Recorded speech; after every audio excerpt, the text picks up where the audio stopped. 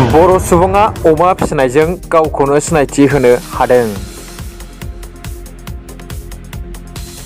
उदालगुरि जिल्ला हरिसिंगा थानानि बेन्दोङाव थानाय सुमाफारा गामिनि मुस्रि ललित दैमारिया बे समाव अमा फिसिनायाव मुखुब। गोबां बेराम फैब्लाबो नांथाबनाय आरो खस्थ' खालामनायनि गेजेरजों अमा फिसिनायाव जेनाखै ललित दैमारिया। बे समाव उदालगुरिनिफ्राय सोरांसार बर'नि खौरां निउज डेस्क टाइम्स नाव बड'लेण्ड। टाइम्स नाव नायगिरि बयखौबो बरायबाय। बे समाव आं दंफैयो उदालगुरि जिल्लानि सिङाव थानाय नैबे सुमाफारा गामियावहाय। बे समाव जों मिथिनो हादों सासे जाखांफुनाय अमा फार्मार, जाय आबादारि, अमा आबादारि, बिथांजों लोगोसे आं दंफैयो। बे समाव जों मिथिना लागोन जे बिथाङा माबायदि खस्थ' खालामनायनि गेजेरजों दिनै सासे अमा फार्मार बा अमानि आबादारि जानो हादों। बे समाव आं केमेरा पार्सनखौ दिन्थिनो थाखाय खावलायदों। बे बिथाङा जोंजों लोगोसे दंफायो। मा बुंगोन दिनै नोंथाङा सासे जाखांफुनाय अमा फार्मार माबायदि?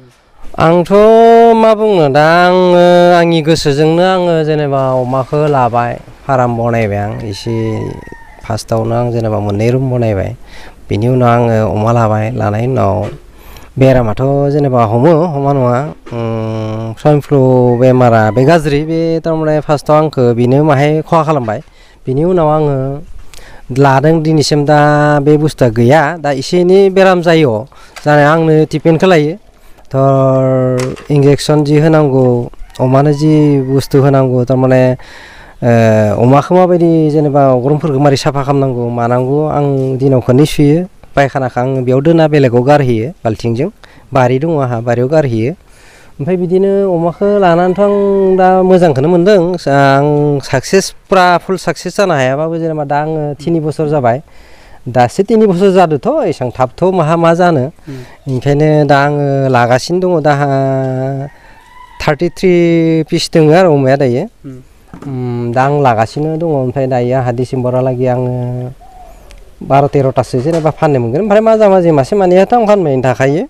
ओमफ्राय बेखौ फाननानै आरो बिदिनो आङो दाना बायनानै फिसिदों। एसे एनै मालाबा जेनेबा नांगौ समायावबो खरसबो मोना नङा। बिनि फाननाय बायनाय जि साप्लाइ, बेखौ माबायदि दैथायहरो? साप्लाइआथ' आं दिनैसिम बाहेराव साप्लाइआ फैयोबाबो थारमाने आङो बिदि हरनाय जायाखै। बे लकेल आंनि बे खाथियावनो बेफारि दङ, खाथियावनो मार्केट दङ, बिसोरनो बिफायलायबाय थायो। आं बिसोरनो हरो।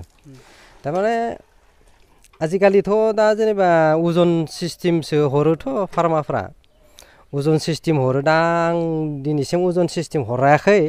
दा आं नैबे दा फानगोन जिथु टार्म्स मोनसेखौ आं अजन सिस्टेम, कुइन्टेल सिस्टेमाव हरगोन सानदों आरो। ओमफ्राय आंनि दा जेनेबा बसआबो कुइन्टेल सिस्टेमखौनो हरो। दायो 20,000 कुइन्टेल सोलिगासिनो, 20,000 हरगासिनो बियो। ओमफ्राय बिनियाव दा जेनेबा बहुत बिया माबा माबिनिबो अर्डार फैदों। ओमफ्राय बेबो आंखौ बुंदो फानथ'नाङा, नों बियानि अर्डार मोनगोन। आंहा बियानि माबाया अर्डारा आंहा 21,000 होननानै बुंदो आरो बे जेनेबा कुइन्टेल। बे हिसाबै आंबो आखा खालामना दङ। आरो बिनि बेफारिफोराथ' फैगासिनो थायो, बिलायगासिनो थायो। दा अमाया मिसुर जायाखै।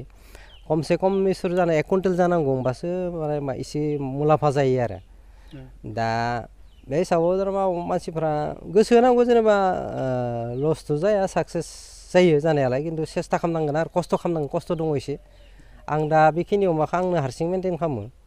ओरैनो 50-60खौ हारसिंनो मेनटेन खालामनो हायो आरो सासे मानसियानो अमाखौ। बिटिआरनि पिक मिसननि गेजेरजों माबाफोर लन बा अनसुंथाइ बेफोरबायदि मोनदों? गैया, दा दसे आंबो खाराखै आरो रावबो आंनियाव बेबायदि सोंफैयाखैबो। आंबो जेनेबा एसेबां बेफोराव इन्टारेस्ट होथ'वाखै। आं निजेनो थारमाने साक्सेस खालामबाय थादों आरो। खै बोसोर जाखो बे? 3 बोसोर जाबाय आंहा दा। आं निजेनि फैसाखौनो इनभेस्ट खालामबाय थायो आरो। दायो आंहा मथा मथि दायो 3.5 लाख थाखा हाबना दङ आरो। बिदिनो आरो जेनेबा अमा फिसिनायाव जेंनायाथ' अनेक फैयो। थारमाने दिनाव मासेबा माबा मोनसे नुजागोन। सोरबा बबेबा मासेया खिस्रायबाय, बबेबा मासेया जास्लाब जाराब जाबाय। आरो मालाबा दानाखौ एसे जों दानाखौ मिक्स खालामनायाव एसे गन्दगल जाबा बेखौ जानो माया। थारमाने गोथाव मोनबासो, जेसेबां गोथाव होयो बेसेबांसो माने बिराद जायो आरो। बिदिनो आरो अभारबो होनाया, अभार होबाबो खिस्रायो। दा बिदिनो नियमिक होनो गोनां जायो आरो जों दानाखौ। सोर फाहामथाय होयो? डक्टरनि गेजेरजों ना नोंथाङा? नङा, डक्टर सोआ। थारमाने डक्टर सोआला एसे थारमाने जोंहा प्रब्लेम जायो। ओंखायनो जों निजेनो थारमाने बेखौ ट्रेनिं आं बाहेरायाव लायाबाबो निजेनो एक्सपिरियेन्सखौ लादो आरो। लानानै दा साक्सेसबो जादों। अमा मासे नस्थ' जायाखै दिनैसिम। धर अमा फिसा जाबाला सानब्रैयावनो जों माबा होनो गोनां जायो जेनेबा भेक्सिन ओमफ्राय बे मा होनो बे भिटामिनफोरखौ जों मारिनो गोनां जायो बेखौ जों मारिखायो बेबायदि दिनैसिम जेबो खहा जायाखै आरो साक्सेसआनो जाबाय थादों जाहोनायनि बेलायाव माबायदि जायो बेखौ जाहोनाया जोङो फुङाव जेनेबा 7:30 जाहोयो टाइमलि जाहोनाङो आरो बे टाइमलि जाहोआबा अमाया एसे नङा गुन्दै नङा बे दाना थायो सापर थायो जों मोनब्रै मोनबासो थारमाने जोङो मिक्स खालामना होया दायो फार्स्टआव आं मोनसेयावनो होयोमोन दा बे दानाफोरा दाम बारायनायखाय जों गुन्दै बे पालिस गुन्दै सापर ओमफ्राय बे गुन्दै गोरा ओमफ्राय बे दाना जितु जा आं दा माबा दानाखौ जानाय उन्नत दानाखौ जाबाय थादो 40 थाखा केजि बेखौ जों मिक्स खालामनो गोनां जायो आरो दा बेखौ गोजा जाहोबाला दा प्रफिटआ एसे माबा जायो ओंखायनो जोङो गुन्दैजों लोगोसे अनेक माने माबा माबि ना गोरान गुन्दैबो होनो गोनां जायो आरो बेयाव ओमफ्राय मालाबा बै बेसर खलिखौबो होनो गोनां जायो ओमफ्राय संख्रियाथ' होथारनाङो बिदिनो दाना जानायावथ' नों होखनोस' हाया बिराद जायो आरो जानायालाय माबाफोरा जायो अमा फार्मनि थाखाय बिटिआर सोरखारखौ माबाफोर खावलायगोन नामा दा खावलायनोथ' हायो जों खावलायबाबोथ' जेनेबा जोंखौ जेनेबा प्रमद बर' सारमोआ सहाय खालामबाथ' मोजाङानो दा जेनेबा गोरायै खावलायाबाबो जेनेबा एसे खावलायो जों जेनेबा सहाय खालामलायबाला एसे माने जों साक्सेस जानो हासिनगोन आरो गोजौआव आवगायलांनो हागोन आरो बिथाङा जोंनि सिगाङाव रोखायै मिथिहोबाय बे समाव बिटिआर सोरखारनिफ्राय बिथाङा माखासे अमा फिसिनायनि बेलायाव माखासे खोथाखौ बिथाङा खावलायदों आरो बे समाव आं उदालगुरिनिफ्राय सोरांसार बर'